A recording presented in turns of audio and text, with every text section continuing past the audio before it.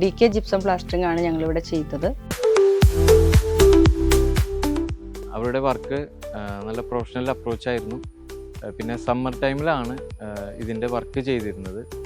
അപ്പോൾ തന്നെ ഞങ്ങൾക്ക് ആ ചൂടിൻ്റെ കുറവ് അനുഭവപ്പെടാമായിരുന്നു. ഇതിൻ്റെ ഒരു ഹൈലൈറ്റ് ആയിട്ട് കാണുന്നത് ബഡ്ജറ്റ് ഫ്രണ്ട്ലി ആയിട്ടുള്ള ഒന്നാണ്.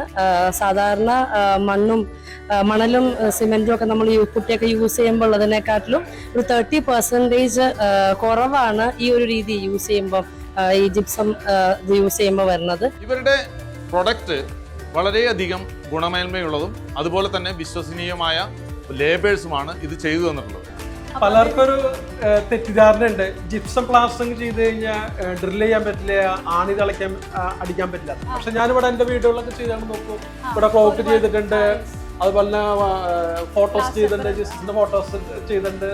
അത് വേറെ എല്ലാ കാര്യവും ഡ്രിൽ ചെയ്ത് വെക്കാം, യാതൊരു പ്രശ്നമില്ല. DK ജിപ്സം പ്ലാസ്റ്ററിംഗിന്റെ മെയിൻ അഡ്വാൻറ്റേജ് ആയിട്ട് പല സൈറ്റുകളിന് ശേഷം എനിക്ക് മനസ്സിലാക്കുന്നത് വളരെയധികം ഒരു ക്ലയന്റിനെ സംബന്ധിച്ച് ടൈം സേവിംഗ് ആണ്. നമുക്ക് ഡയറക്റ്റ് ബ്രിക്ക് വർക്കുന്ന വീട് എങ്ങനെയാണോ ഇപ്പം നിങ്ങൾ കാണുന്നത്, ഈ ഒരു പ്രോപ്പർട്ടിയിലോട്ട് നമുക്ക് ഓൾമോസ്റ്റ് 1 മന്ത് കൊണ്ട് തന്നെ നമുക്ക് എത്താൻ പറ്റും.